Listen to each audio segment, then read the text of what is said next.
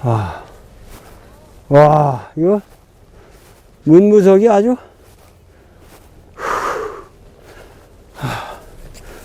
여기가 인조, 그 조선왕조에서 가장 문제가 많은 인조의 능인데 일반인들한테 공개가 안 되고 있습니다. 공개 안 하는 것도 괜찮죠. 왜냐하면 인조가 역사에서 우리 민족에게 너무 그 양호란을 거치고 그러면서 소현세자를 독살했다는 설도 거의 정설에 가까운 것이고, 그리고 실제로 정치를 잘한 사람이 아니기 때문에 국민들의 그 역사적 반감이 있고, 그래서 이 묘역도 막 그런 이유 등등으로 해서 공개가 안 하는 묘로 남겨져 있는데, 그래서 특별 허가를 받으면 이렇게 들어올 수 있는데, 참 비운의 임금이라고 볼 수 있죠. 그러나 묘는 참 아름답게 잘 꾸며져 있는 묘입니다. 아, 진짜 아름답네. 어? 저 성물이 아주 정교하고, 잘 돼 있는데. 이것도 그렇고. 야, 아, 참 좋으네.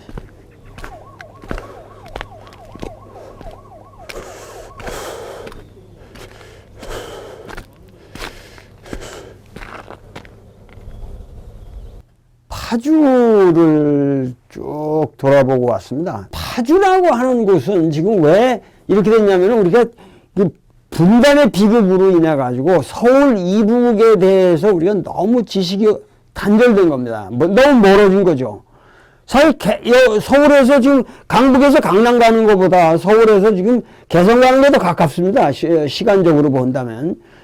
그렇게 그 개성이라는 거 서울하고 가까운 거리에 있는 개성과 서울이 하나로 되어 있는데, 개성에서 봐야 이쪽 이 삼각산이거든요. 여기서 보면 우리가 삼각산인 줄 몰라요. 개성에서 봐야 이제 인수봉 이 봉우리들이 그 세 개가 삼각으로 이렇게 뻗친, 그러니까 소위 말해서 개성하고 이 한양 사이에 있는 게 이제 파주기 때문에, 옛날에는 이게 모든 근기라고, 우리가 근기라고 하면은 여기 근기라고 하면은 이 근기라는 게 이게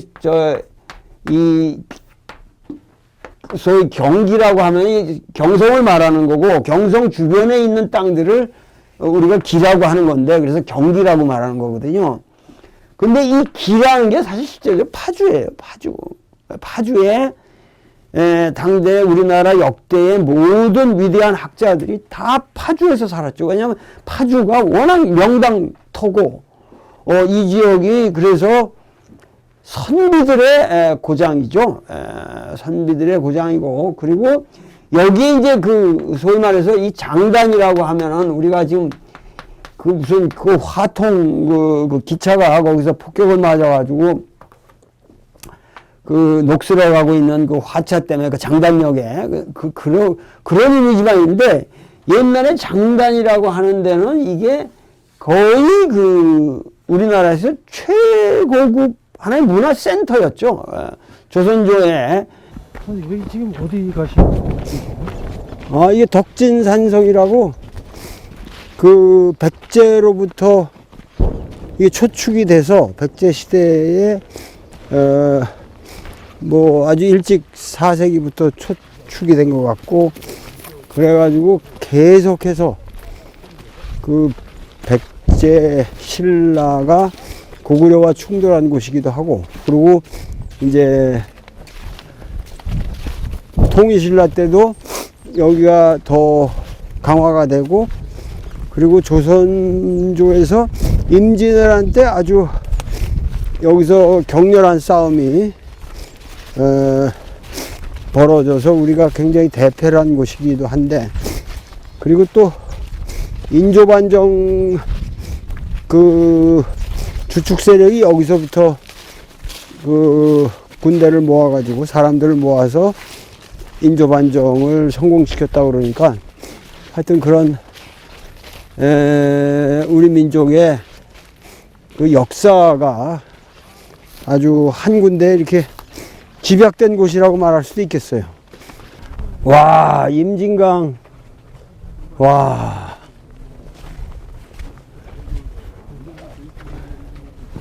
아주 그 임진강의 모습이 굉장히 그 때묻지 않은 아주 원초적인 그 우리 국토의 모습을 보존하고 있는 지역이라고 말할 수가 있습니다. 이게 문명의 오염이 없는, 지금 포탄의 소리가 막 들리고는 있지만, 여기 아주 보존이, 자연이 가장 잘 보존된 곳이기도 합니다, 여기가.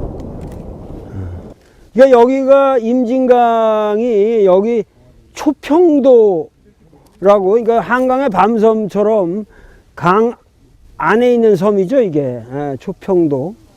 그래서 이렇게 임진강이 저기서 흘러가지고 한강으로 가는데, 여기서 유일하게 이렇게 두 갈래로 갈라진 모습으로 되어 있고, 그래서 여기가 그 철새들의 아주 서식지로 굉장히 좋은 데죠. 제가 서 있는 이곳이 바로 여 밑에 이제 이게 전부 그 석성을 발굴했다가 다시 덮어놓은 겁니다. 그래서 여기 전부 석축으로 된 성이죠. 이 장단이라는 곳이 소위 말해서 연행길에 있어서 가장 중요한 여기가 거점이었거든요. 중국으로 갈 때도 여기서 여장을 다시 한번 확인하고, 또 돌아오는 사람도 이쪽 지역에서 짐을 풀고 이제 다시 점검을 해가지고 서울로 돌아오기 때문에, 예를 들면 중국에서 오는 문물이 다 이쪽에서 배분이 됐다고. 그래서 책도 여기서 많이 거래가 되고, 그래서 이 지역에 그 인물이 많이 나고 과거 급제자들도 많이 나왔고, 그래서 우리가 사실은 뭐 그 과거 급제자를 많이 낸 그 지역으로 우리가 저 정주 지역을 들지만, 사실은 우리 역사에서 굵직한 많은 인물이 배출된 곳이 이 장단이라는 곳이에요. 그 일종의 그 문화센터 같은 중심 역할을 했던 지역인데, 우리한테는 지금 여기 이 분단으로 가려져서 장단은 완전히 분단에 파묻힌 곳이 되고 말하는데, 사실은 여기가 우리 민족의 진정한 그 중요한 문화센터였다. 이걸 좀 기억을 해야 될 것 같아요. 그 유명한 우리 조선 왕조의 최대의 최고의 학자라고 말할 수 있는 율곡이 바로 파주 사람이고, 파주 율곡이라는 게 이 밤골이라는 게 이게 율곡이거든요, 율곡. 그러니까 근데 율곡을 갖다가 전부 율곡 그러면은 그 율곡의 경우는 아버지가 좀 시원찮은 사람이기 때문에, 그 아버지가 고향이 그게 그 사람 본향이지, 그 엄마가 훌륭해가지고 이 강릉의 그 오죽헌, 그래서 이제 우리가 율곡 그러면 강릉 사람처럼 사람들이 안단 말이죠. 근데 율곡하고 사실 그 오죽헌하고는 별 관계가 없어요. 거기서 태어나고 어린 시절을 보냈다는 거. 신사임당의 그 아버지가 굉장히 그 신사임당을 아꼈기 때문에 결혼 조건으로 애들이 장성할 때까지 반드시 여기서 딸은 떠나지 않을 것이다.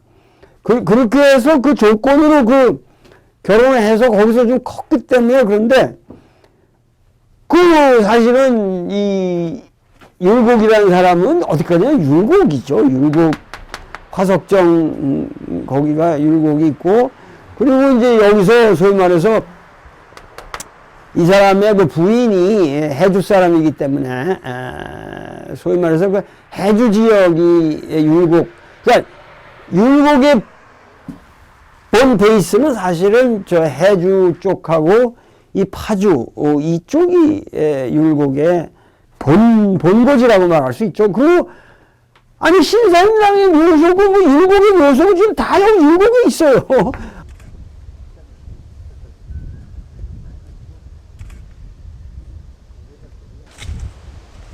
이 전경이 정말 아름답니다. 이 정말 아름답다.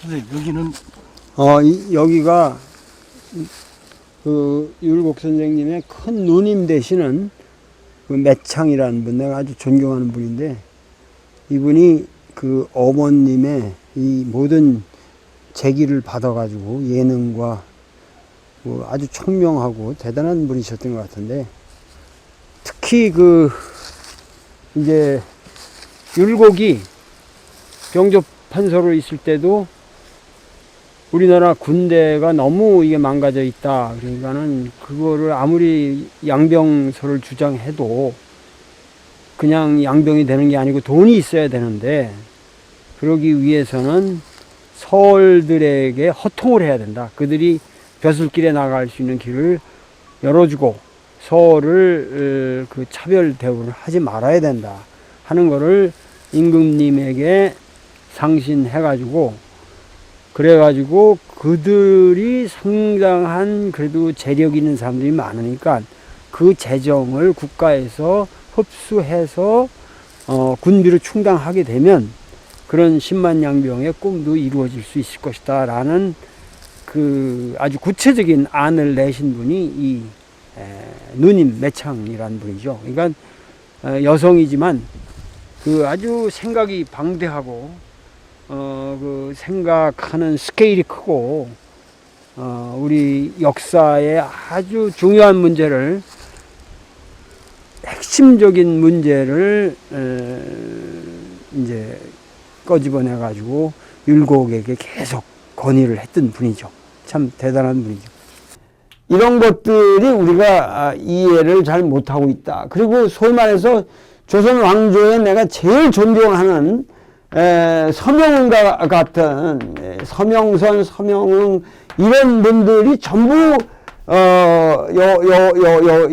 장단분들이란 말이에요. 그래서 지금 서명선이라는 분의 묘를 가는 건데, 이분이 장단분이라서 장단에 묻혔는데, 이 서명선이라는 분은 소위 말해서 우리가 아는 그 명군으로 알고 있는 정조가 등극을 하는데 가장 결정적인 역할을 하신 분이죠. 그러니까 이 해경궁 홍씨 이쪽 파들이 그 사도세자를 죽도록 만들었기 때문에 이 사람이 만약에 등극을 하게 되면 자기들이 이제 피해를 볼 것이라고 생각해 가지고 늙은 영조가 자기 손자인 그 사도세자의 아들인 정조에게 왕위를 빨리 넘겨주려고 대리청정을 시키려고 그러는데, 그걸 아주 결사막는 거예요. 결사막는 건데, 그런 위급한 상황에서 홍구경이라는 사람이 정조를 잘 보위를 했고, 그런데 이 서명선이 위대한 문장으로 상서를 올려서 하루속히 대리청정을 시키십시오. 그러니까 영조는 이 서명선의 상소의 힘을 얻어 가지고 죽기 전에 극적으로 정조를 등극시키는 거죠. 그러니까는 이 서명선의 그 유명한 상소가 없었으면 정조는 탄생되지 않았다. 그 정적들에 의해서 제거됐었을 가능성이 높다. 그런 의미에서 이 사람은 비교적 그 정파라든가 그런 관점이 아니고 당시 정세를 볼 때 정조를 등극시키는 것이 그것이 너무도 타당한 일이라고 생각을 했기 때문에 그렇게 간곡한 상서를 올릴 수가 있었던 것이고 자기 목숨 걸고 한 짓이죠. 그래서 정조는 너무도 서명선이 고마워서 결국 서명선을 이제 영의정까지 올리게 되죠. 근데 그 서명선이라는 사람의 형님이 서명이라는 분인데 바로 저는 사실은 서명선이보다도 서명선의 그 형님인 서명응이라는 분에 대해서 제가 엄청난 존경심을 가지고 있는데 그 서명응 선생의 묘소는 DMZ 안에 갇혀서 우리가 들어갈 수가 없습니다, 지금. 그래서 이 서명선의 묘는 후손들이 달성서시기 때문에 이 사람들이 잘 그 복원을 해서 이렇게 잘 가꾸어 놨습니다. 그래서 제가 지금 찾아오고 있는 거죠.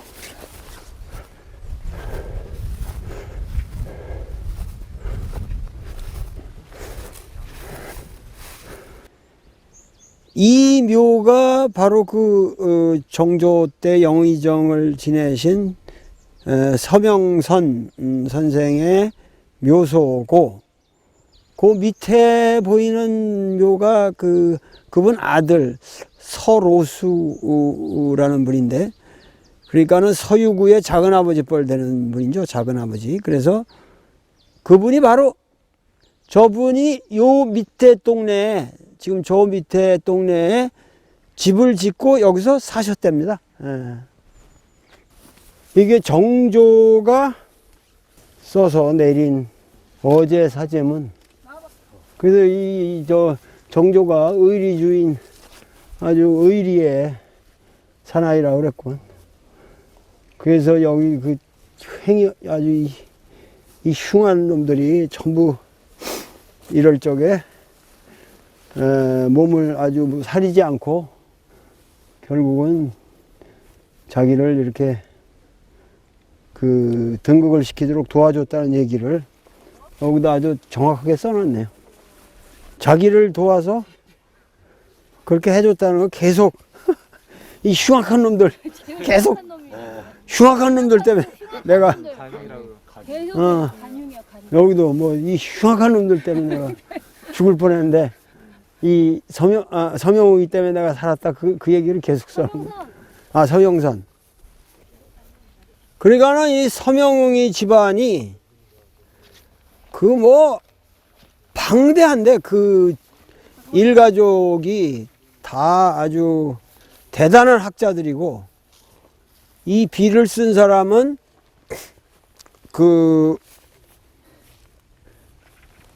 이 서형수라고 서형수는 서명응의 아들이고 그 또 한 분이 서호수라고 그 서호수의 아드님이 그 유명한 임원경제지를 쓴 서유구라는 분이죠. 그러니까는 서유구라는 분이 쓴 그 임원경제지는 그야말로 조선조의 최대 백과사전일 뿐만 아니라 그리고 아주 현실적으로 실용적인 내용을 담고 있지만은 그것은 서구로 치면은 불란서 계몽주의를 대표하는 백과사전 학파들이 뭐 디드로라든가 이런 사람들이 그 추진했던 백과사전을 능가하는 우리 한 사람의 힘으로 그런 어마어마한 그 작업을 했죠. 그러니까 이 집안에 이 서영수라는 분도 이 대단한 학자고, 서호수가 서영수의 동생인가? 예, 아니, 형이야? 형이에요. 호수가 형이지? 예. 서명응의 아들이 몇 명이야? 둘밖에 없어. 둘밖에 없어? 그러니까 서명웅이란 분이 그 아드님이 서호수하고 서형수 두 분밖에 없는데 그 두 형제가 대단한 학자들이죠. 그래서 그러면 이 서형수 입장에서도 이분은 작은 아버지겠네. 친아버지가 아니라 자기의 그 작은 아버지 비문을 뒷면에다 썼네요. 하여튼 제가 생각하기에 우리가 조선 왕조를 생각할 적에 그 흔히 인텔렉주얼 자이언트 그러면은 초기에는 뭐 중기 초중기에 이태기 같은 사람을 생각하고 말기를 생각하면은 정약용 같은 분을 우리가 생각하는데 실제로 이태계하고 그 정약용을 우리가 생각하는 것은 그분들이 너무 잘 알려져 있기 때문이고 사실은 이 서명웅이라는 분, 이분의 형님 되는 서명웅이라는 분이야말로 그런 우리가 알고 있는 사람들과는 비교도 안 되는 스케일의 사상가들이었다. 이런 거는 아무도 몰라요. 내가 이런 말하면 도리 너무 과장을 하는 얘기가 아닌가 그런데 이 서명웅의 보만제 총서라고 하는 것의 그 내용은 그 여유당 전서의 내용과 비교가 안 됩니다. 그건 차원이 다릅니다. 그러니까는 그것은 소위 말해서 사고전서 체제를 따라서 경사자집으로 편찬이 되는 건데 그것은 온전한 오늘날의 어떤 의미에서 저작 전서예요. 저작 전집. 그러니까는 그 옛날에 그런 여유당 전서라든가 이런 식의 보통 문집은 전부 그 편지라든가 시라든가 이런 것들 개인적인 것들이 대부분인데 이 서명웅의 보만제 총서는 전체가 문사철에 아주 과학을 포함해서 당시 천문학을 포함해서 대저작으로 이 총서가 돼 있는 거죠. 그러니까는 우리가 그 영종조 시대에 진정한 의미에서 그 지식인의 표상을 우리가 생각한다면 바로 이 달성서시들, 이 서명웅, 서명선 이런 사람들을 생각하게 되는데 앞으로 우리 민족의 거의 조선조를 우리가 다시 생각하게 만드는 그런 사상사의 새로운 기점이 될 수 있는 사람이라고 생각합니다. 그래서 앞으로 이 서명웅의 보만제 총서가 그나마 온전하게 보존이 되어 있기 때문에 그것을 번역해서 그걸 새롭게 해석하고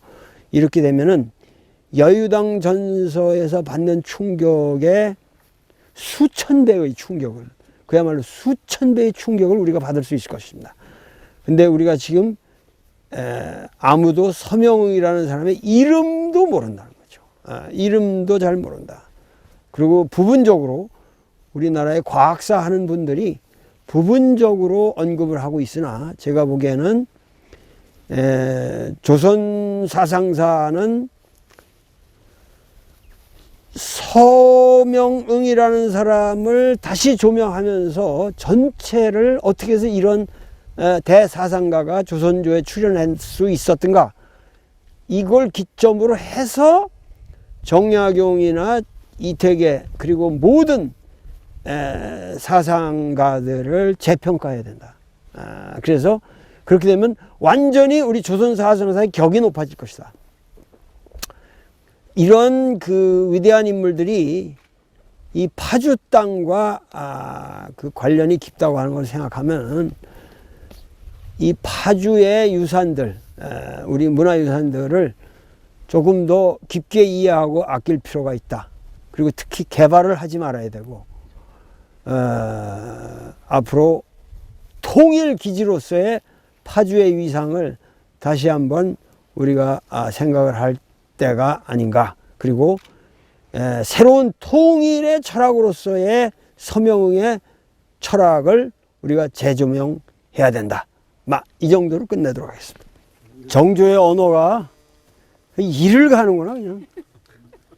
이 나쁜 놈의 새끼들 때문에 내가 야, 진짜 정조 불쌍해 어떤 의미에서. 응?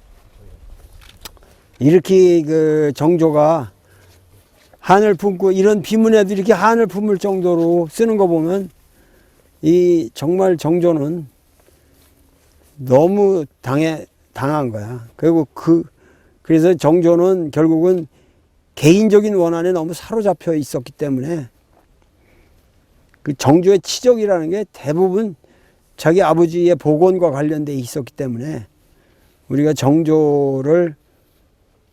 정조의 치세를 좀 새로 평가를 해야 된다는 거지. 나 말은. 너무 그 개인적인 관심이 짙었다. 그 당대 우리가 그 정조의 치세라는 것이 세계사의 가장 그 결정적인 시기였는데, 그 불란서 혁명이 일어나고 미국 혁명이 일어나고 세계가 바뀌어 돌아가는 시대에 그 인물들을 그리고 우리나라의 그 방대한 인물들이 성장하고 있었고, 그리고 정조 자신이 엄청난 지식의 소유자였고, 그런데 또 불구하고 그 시대에 맞게 정치를 못했다는 거죠. 세계적인 안목을 가지고 제대로 정치를 했으면 우리나라가 절대 세도 정치에 빠져서 일본에게 그렇게 당하는 일은 없었다. 우리가 서명의 철학을 다시 재조명해야 된다는 얘기는 결국은 그 당시 우리나라 지성인들이 세계를 바라보는 안목이 어떠했는가를 다시 안다면 정조의 초라한 모습을 볼 수 있다는 거예요. 오히려. 그래서 우리가 영정조 르네상스라고 말하지만 영정조 르네상스는 나는 존재하지 않았다고 생각을 합니다. 이것이 조선 왕제의 최대의 비극이었고, 그나마 우리가 르네상스라고 얘기하는 것은 영정조 때문이 아니라 그 영정조 시대를 살았던 위대한 학자들 그룹을 가지고 얘기하는 건데, 그들이 가지고 있는 근대적인 모든 인류사적 가능성을 발현시켜 줘야 되는데 정조는 그들을 발현시켜 주질 못하고 그들을 오히려 자기의 좁은 주자학적 틀에다가 묶어 가지고 화성을 짓고 자기 아버지 능을 잘 가꾸고 이런 모든 계획이 그 나름대로 의미가 있는 것 같이 보이지만은 거기에 들어가는 아마 인물들을 정약용을 그 당시에 화성을 축조하게 만드는 시간에 정약용을 영국이나 불란서로 유학을 보냈어야 된다. 그게 얼마나 가능한 시기였다. 근데 그런 비전은 전혀 없었던 거죠. 그래서 결국 영정조 시대의 비극이 있는 겁니다. 경화사족이라고 하는 분들의 상당 수가 전부 이쪽 파주에서 베이스를 두고 있는 것이고, 그리고 우계 성원 같은 분 율곡하고 이렇게 사상적인 논쟁을 나눈 친구이면서 그런 분들도 전부 이쪽 파주 사람들이죠. 그렇기 때문에 우리나라의 거의 그 지적인 그 중추가 이 파주에 있었다는 거죠. 그거를 우리가 너무 모르고 있다. 그래서 출판단지가 지금 만들어진 것도 이게 그 우연이 아니라는 거죠. 이게 뭔지 모르지만 그런 어떠한 기나긴 흐름을 잇고 있는 사건이라고 볼 수 있는데, 이 파주 지역에서 가장 우리가 그 파주의 전통적으로 파주의 삼거리라고 그러면은 그 고려의 윤관, 그리고 소위 조선 왕조 초기에 명재상인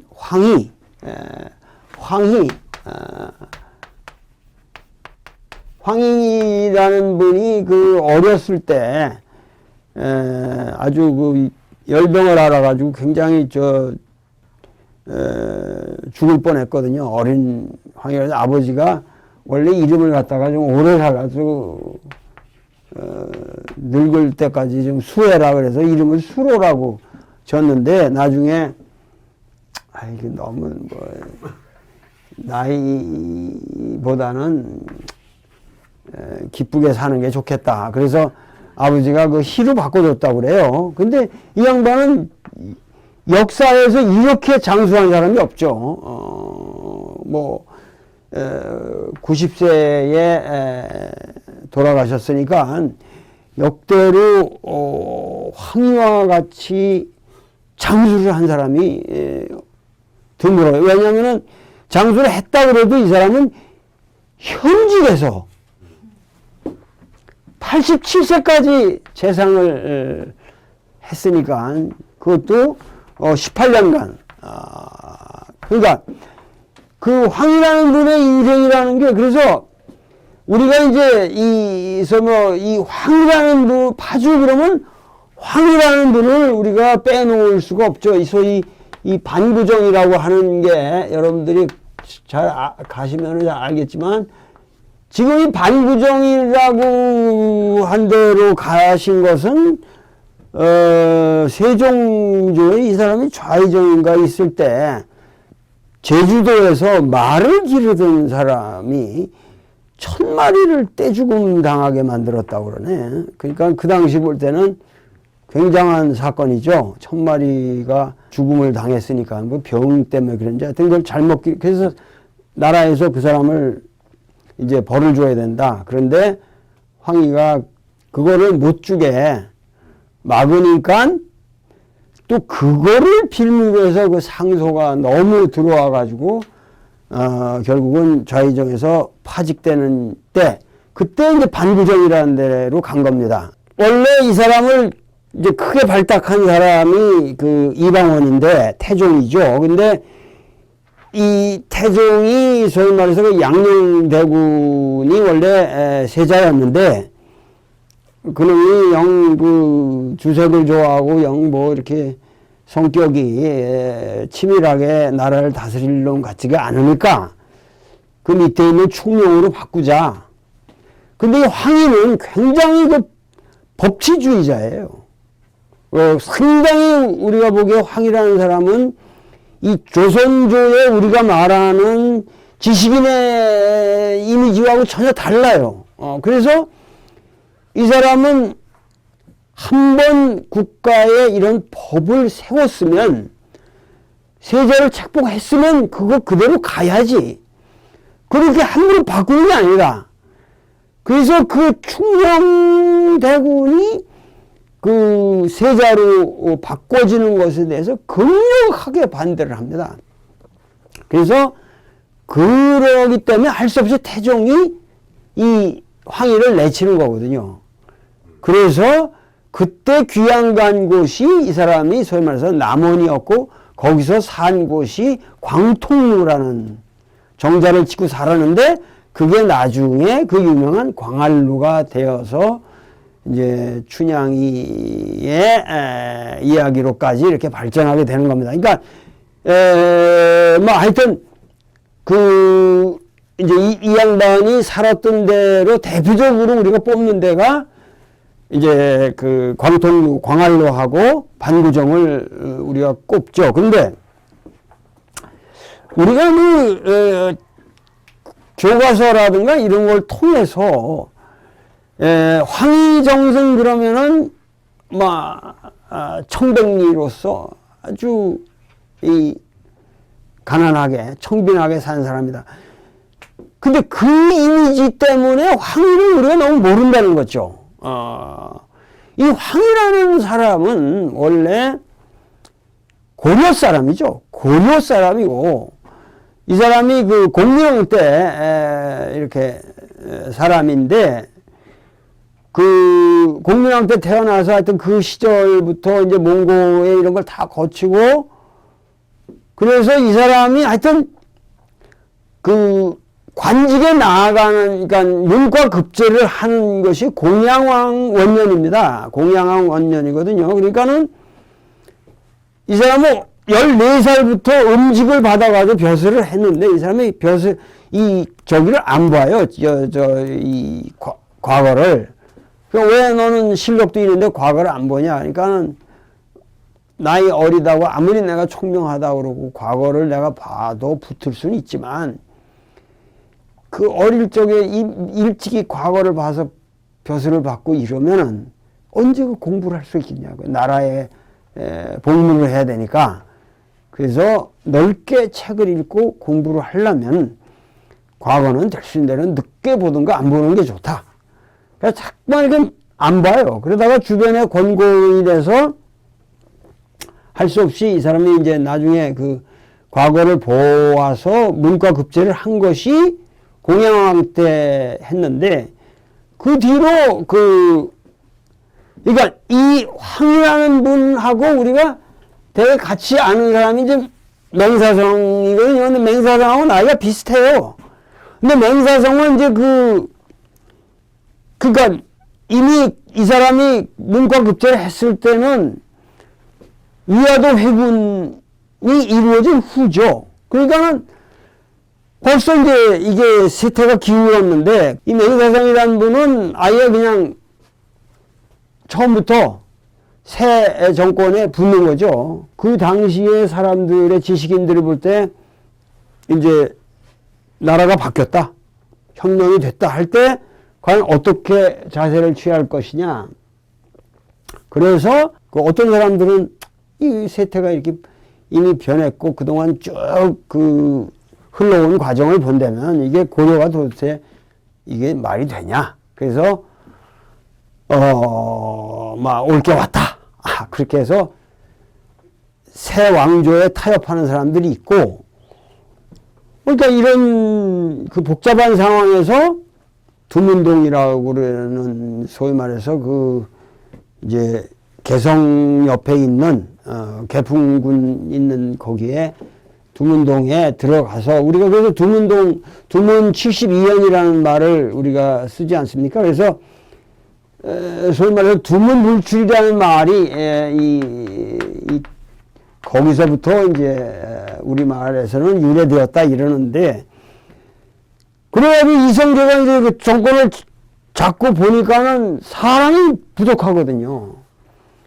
그래서 두문동을 찾아가서 제발 그 임무를 좀 내달라. 그래서 하니까 거기서 새 정권에 갈 사람은 우리 저기에서 그래도 황이만한 인물이 없다. 그래서 두문동 선비들이 의논을 해서 황이를 두문동에서 내보냅니다. 내보내거든요. 그때 내가 아주 간단하지만 상당히 멋있는 시를 하나 여러분들에게 소개를 하고 싶은데 뭐라 그러냐면은 거기에 이제 이 양반이 나갈 때 태조의 부름에 응해서 나가는데 정건천이라는 선비가 부채에다가 다음과 같은 시를 적어주면서 아쉬운 이별을 했다고 합니다. 근데 이 시가 아주 얼마나 멋있는지 요 귀운과 의가 같은 운이고 아주 좀 제대로 된 시인데 떠나가는 황희한테 이 정선비가 뭐라 그러냐면 그대는 푸른 구름에 올라 떠나가는데 여기 청운회라는 게 우리가 청운의 꿈을 꾼다라는 말을 쓰잖아요. 그래서 이 푸른 구름에 올라 떠나가는데 나는 청산을 바라보며 돌아가노라. 그러니까 이 두 마디가 청운과 청산. 자기는 풍선으로 돌아간다. 두분동으로 자기들은 거기에 갇히는 거 아니야. 두분동에 은로를 하는 거니까 나는 청산을 바라보며 돌아가는데 여기 운산이라는 건 뭐야? 청운과 청산이 여기서 이렇게 갈리는구나. 괜히 눈물이 병나이라. 이게 이제 시경에 나오는 그 병나라는 게 아주 초라한 이런 풀로 이제 이은 그런 옷인데 눈물이 우리 병나이를 적시는구나. 근데 이게 아주 간결하지만 얼마나 그 멋있는 그 품격을 나타내는 시냐 하는 거죠. 군등 청운 거하는데 여망 청산귀라. 요 한마디에서 너무 많은 거를 우리가 말해준다는 거죠. 그런데 조선 왕조가 사실은 그런 탄탄한 기반을 만들 수 있었던 것은 이방원과 세종이라는 위대한 인물들이 있었기도 했지만 그 인물을 그 인물답게 만든 사람이 실무에서 밑바닥에서 숨어 지낸 사람이 황이라는 인물이라는 거죠. 황이라는 인물이고 그렇기 때문에 사실은 황이는 청백리로 기억이 되어야 할 것이 아니라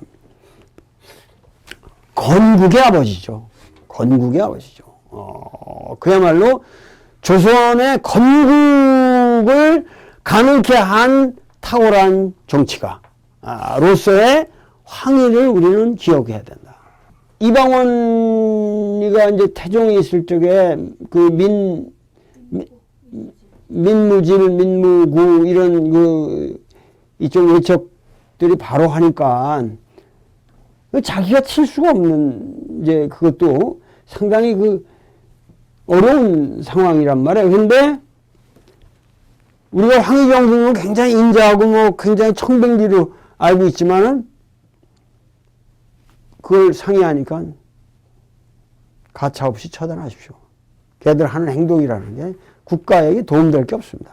그리고 앞으로 어떠한 적이로 하면 그래서 가차없이 그 죽여버리는 거예요. 그러니까 황이라는 사람이 그런 과단성이 있는 인물이고 뭐 하여튼 그러한 여론으로 인해서 이 사람은 이제 물러난 후에도 자기 이제 좀 자기 억울함이 씻겨질 수가 없겠구나 생각을 했는데 그 여러 가지 그야말로 이방원으로서 볼 적에는 세종을 만들어 놓고 나서 불안한 거죠. 아무리 둘러봐도 황희만한 인물이 없는 거예요. 그래서 4년인가 뭐 얼마 있다가 황희를 불러서 과거는 과거고 지금 세종이 이렇게 됐는데 이 사람을 보필할 사람은 너밖에 없다. 거기 이 사람이 올라와서 이렇게 뵀을 때 바로 옆에 세종이 같이 앉아 있었답니다. 그런데 이방원이 세종한테 황희를 꼭 중용하시오. 황희와 세종을 다시 묶어주고 3개월 후에 죽습니다.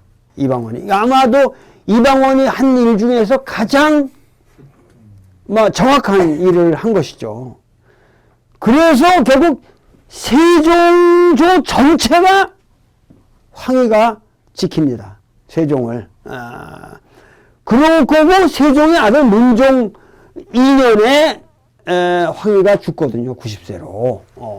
그러니까 이건 정말 이 황희라는 사람의 역사는 엄청난 역사인데 이게 단순히 문치뿐만 아니라 그 노인이 그 당시 71세면 엄청난 노인인데도 육진개척을 이 사람이 직접 가서 그 시찰을 한 거예요. 그래서 나라에 이게 뭐냐면 국방을 튼튼히 해야 된다. 그러고 가서 이제 쭉 보고 사람들을 실제로 거기 이주시키지 않으면 이게 우리 땅이 되지 않는다. 그러고 나서 김종서를 발탁해서 육진개척을 하게 하는 거예요. 그러니까 비전이 굉장히 정치가로서 탁월합니다. 그리고 소위 말해서 경제 육전이라는 게 있었는데 이게 법전이 바로 서지 않으면 안 된다.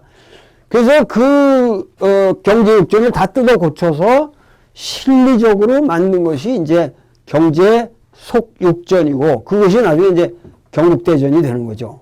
그러니까 이 사람이 법전도 편찬했고 그리고 운서도 편찬해. 이 사람은 뭐냐면 이 중국말이 탁월했어요. 그러니까 우리가 지금 조선 왕조의 지식인들을 생각하면은 뭐 우리가 송시열이나 이태계 이런 사람들만 생각하잖아요. 근데 이 고려 때 사람들은 현실적으로 지금 우리가 영어를 하듯 중국어를 했어요. 그래서 이 사람 주장하는 거 보면은 강의를 전부 중국어로 합시다 이러거든. 요새 같은 거 그러니까. 이게 화어를 모르면, 중국말을 모르면 이게 관리들이 이게 식견이 좁아져서 안 됩니다, 이게. 그러면 세종교에 사신들이 왔을 적에도 이런들 횡패가 보통이 아니었거든. 그게 이제 몽고 시대 때부터 쭉 내려오는 거니까 오면은 막 말을 그냥 뭐 1만 마리까지, 10,000마리까지 그 격출해 갔다네, 사신들이 와가지고. 한 번에. 그런 예도 있고, 특히 여자애들, 갈 적에 그 어린 여자애들 막 데려가고, 가서 이제 처첩으로 쓰려고. 한국 여자들이 좋으니까. 그 뭐 아주 비참한 일이 한두 개가 아니었는데, 이 사람이 딱 평양에 나가서 세종이 처음 맞이하는 사신들을 딱 평양에 가서 저기 했는데, 우선 유창한 중국말로 그냥 고전을 막 하면서 해야 되니까 이놈들이 꼼짝 못하는 거죠. 그 서울에 오자마자 딱 제식을 갖추는데 천자의 예를 갖추어서 제대로 된 주례 의례에 의거해서 천자에다가 제사를 딱 지내고 이들을 맞이하는 거예요.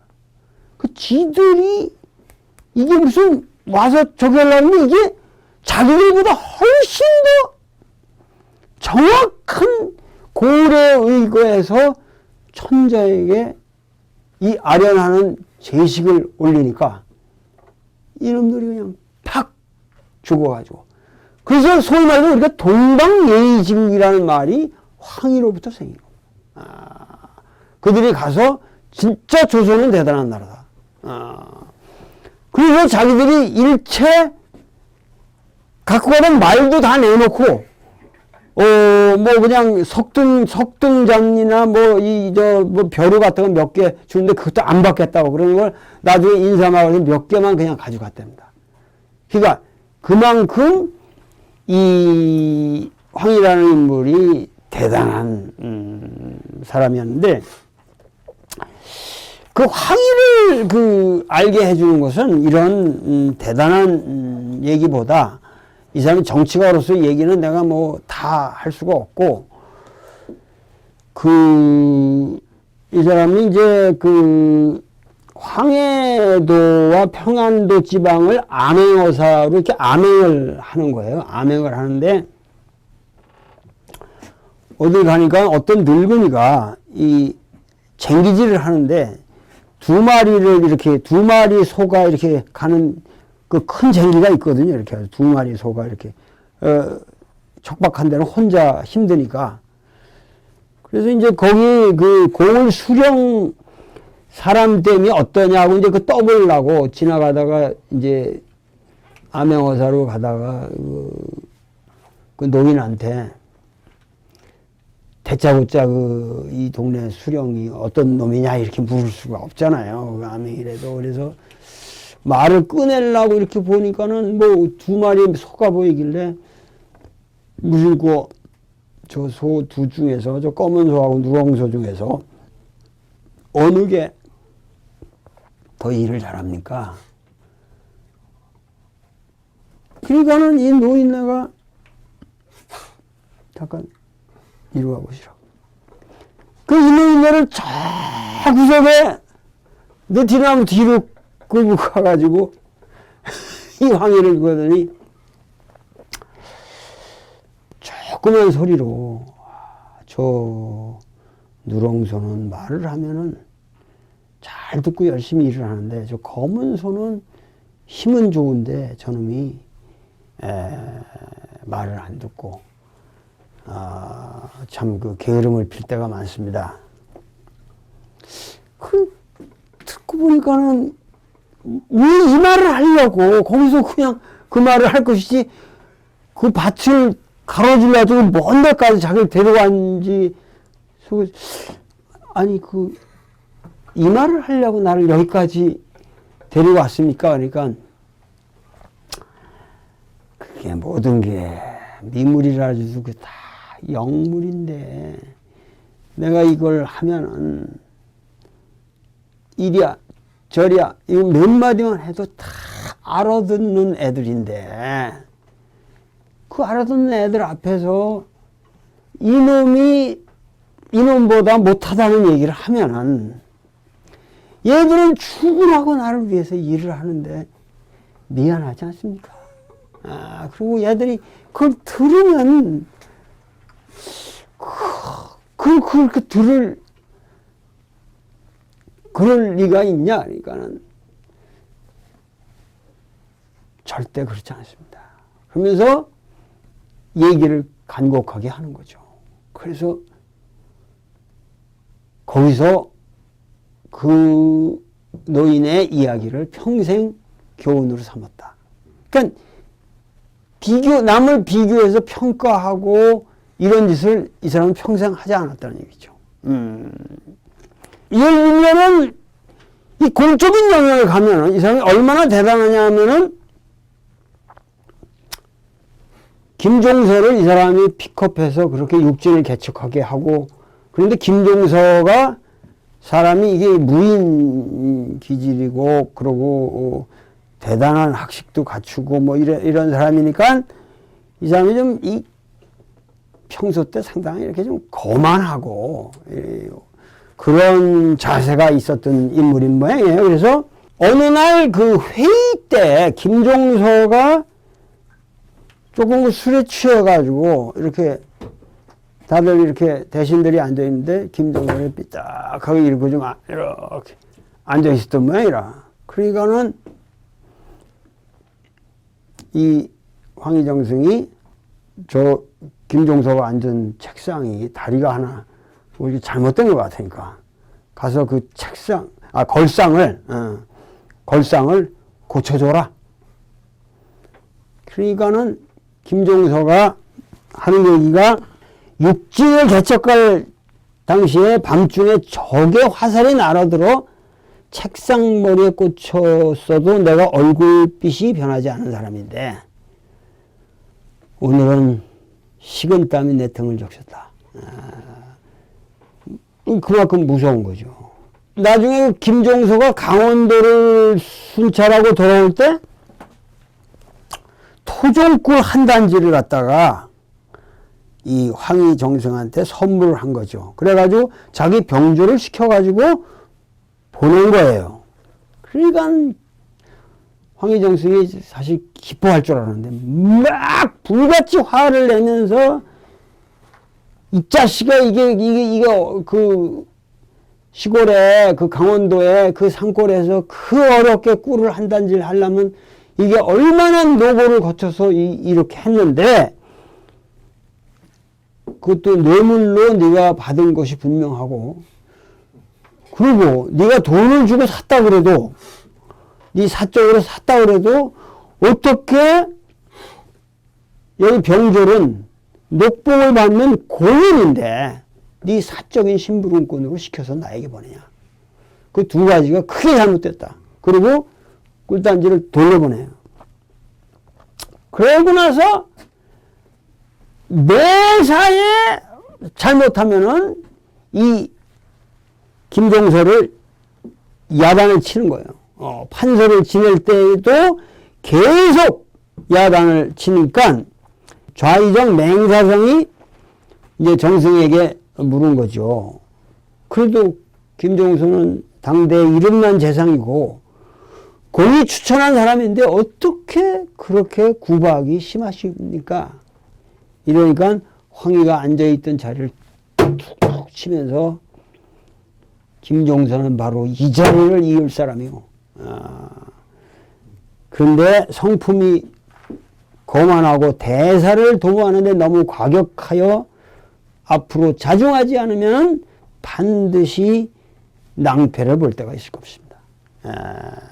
그래서 자만심을 꺾고 모든 일에 경솔하지 말라는 뜻으로 내가 이렇게 하는 것이지 그를 미워하는 것이 아닙니다. 이런 것들이 이 황희정승의 성격을 잘 나타내주는 말인데, 이 사람의 첫째 부인은 판사 복시사 최안의 딸이라고 그랬는데 17살 때 그 최씨하고 결혼합니다. 최씨 부인하고.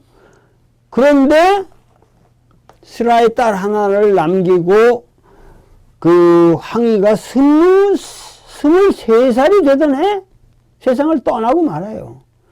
그래서 그 뒤로 다시 진사시에 합격한 후에 26살 나이에 양씨하고 결혼하죠. 그리고 그 다음에 문과에 합격한 거거든요. 그래서 이 양씨가 상당히 훌륭한 부인이었던 모양인데, 그 양씨가 그 굉장히 좋은 배를, 아주 큰 배를 몇 개를 얻었던 모양이에요. 그래서 이제 자기가 그 친정을 다녀와야 됐기 때문에 그거를 현판이라고 그러는데, 현판이 무슨 현판인지 하여튼 이 양반이 앉아있는 그 방 안에 있는 이 현판 뒤에다가 이렇게 그 배를 숨겨두고 갔는데, 현판 뒤에서 쥐가 이제 우리 어릴 때는 뭐 천정에 쥐가 맨날 들라라 그러니까 쥐가 이렇게 내려와가지고 배를 갖다가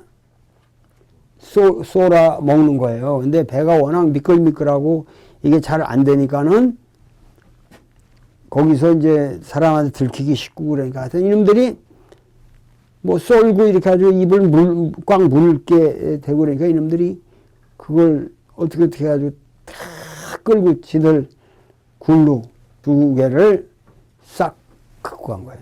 없어져 버린 거예요. 그 부인이 친정에서 돌아와가지고 자기 남편한테 배를 해드리려고 보니까 배가 없어졌거든. 그럼 여종한테 자백해라. 내년 어떻게 네가 너밖에 처먹을 게 집안에 뭐 여종이 많은 것도 아니고 개 하나밖에 없었는데 그거 없어졌으니까. 근데 황희는 그 쥐들이 들락날락거리면서 그 배를 어떻게 처리하냐 그 재밌어가지고 그걸 다 봤거든. 근데 부인이 와서 대짜고짜 얘 그 회초리를 치니까 여종이 회초리 들고 회초리를 안 맞을 수 있는데 옛날에는 꼼짝 못해 종이라는 거 뭐. 그러고서 거기서 서가지고 회초리를 맞으니까 처음에는 저는 잘 모른다고. 그러니까 회초리를 더 치니까 더 맞게 생겼으니까 얘가 제가 먹었습니다. 용서해 주십시오 하고 엉엉 우는 거죠. 비일비재한 일이 아니겠어요? 그 정도 일이라는 게. 자기가 책임을 져야 할 건데 하여튼 없어졌으니까 그 정도에 항상 제가 그랬습니다. 약자의 입장에서 그 이상의 어떻게 모면책이 없죠. 그래서 그 장면을 보고 그 다음 날로 우리 이 조선의 민중들이 지금 옥에 갇힌 사람들이 얼마나 거짓 자백을 하고 억울한 자백을 해서 억울한 누명을 쓰고 형을 받고 있겠느냐. 그래서 모든 죄수들을 다시 한번 조사를 하도록 해 주십시오 하고 세종한테 그거를 고해서 세종이 대대적인 조사를 해서 사면 조치를 했다 하는 거거든요. 그러니까는 정말 이 황희라는 사람의 인품을 오늘날 소위 재상이라는 게 뭔가 하는 것을 잘 말해주는 대목이겠죠. 근데 거기 지금 가보면 파주 가면 그 무덤이 있는데 무덤이 아주 상당히 잘 만들어져 있어요.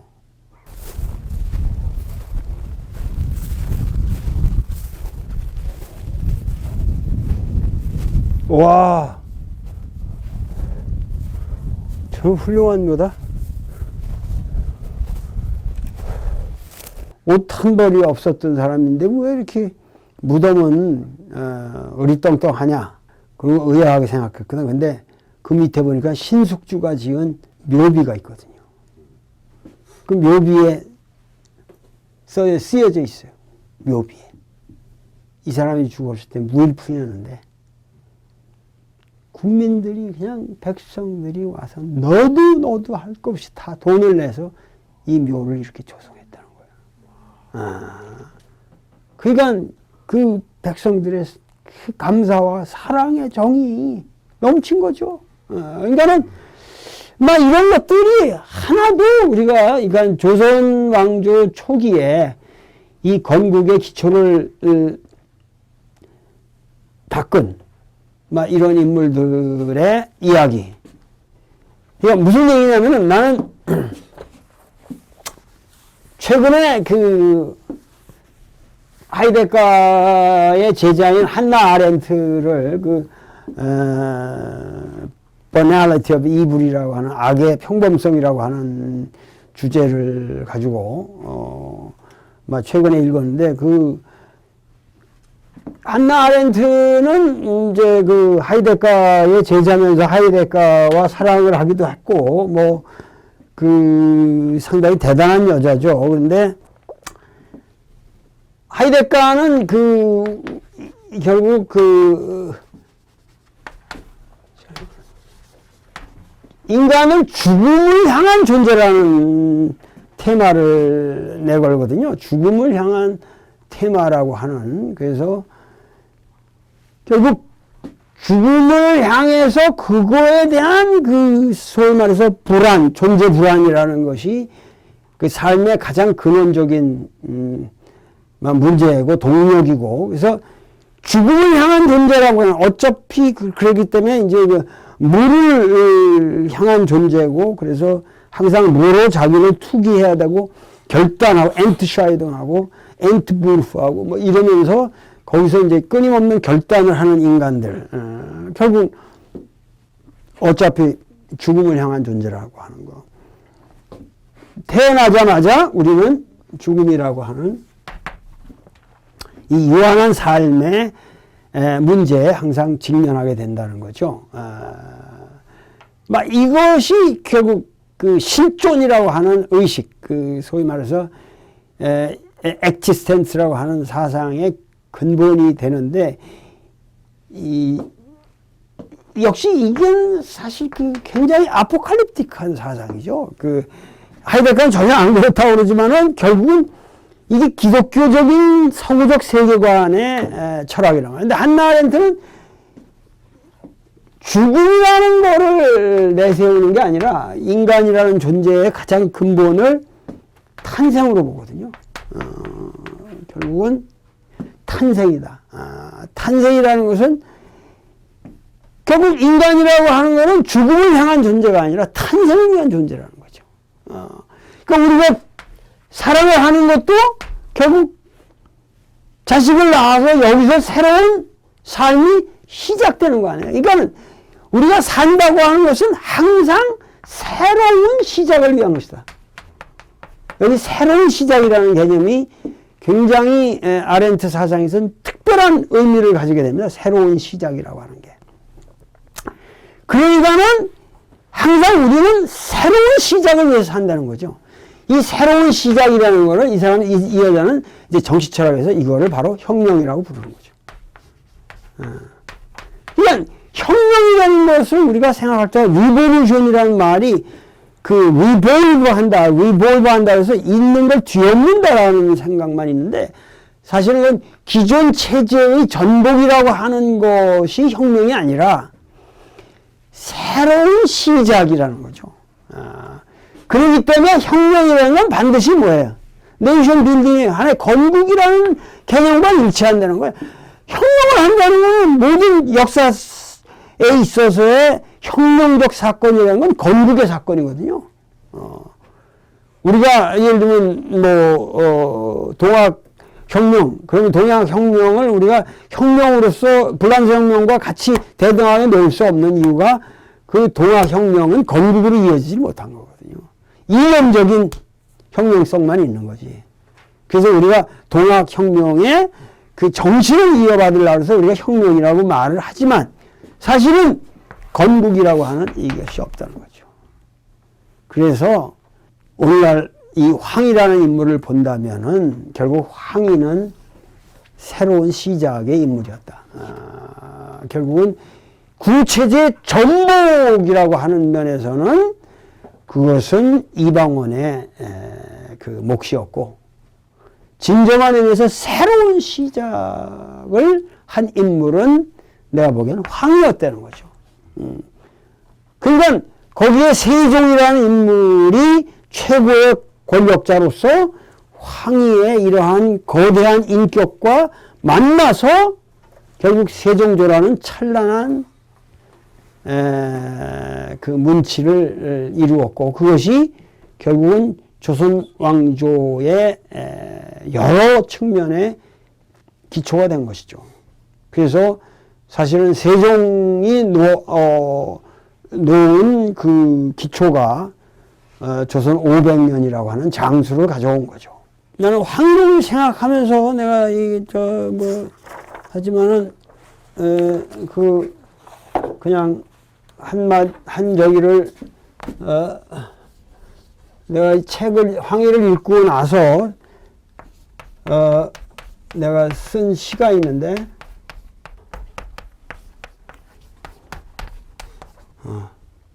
청사무방기 장유라. 우리 민족의 이 청사가 어찌 방촌이 없었더라면 이 양반의 호가 방촌이거든요. 황희가 방촌이 없었더라면 어떻게 여기까지 그렇게 길게 흘러 뻗칠 수가 있었으랴. 청사무방기 장유. 돌아 생각해보니 단지 금세에 이러한 청백리가 사라진 것만이 내가 한탄스럽다. 우연히 황희 정서의 이야기를 읽으면서 그 필생에 흘린 그 노고를 생각하니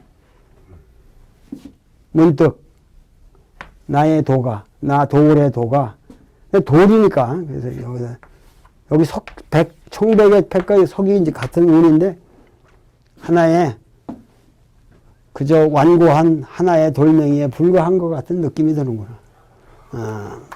그래서 그야말로 이 시를 짝으로 오늘 강의를 끝내도록 하겠습니다. 감사합니다.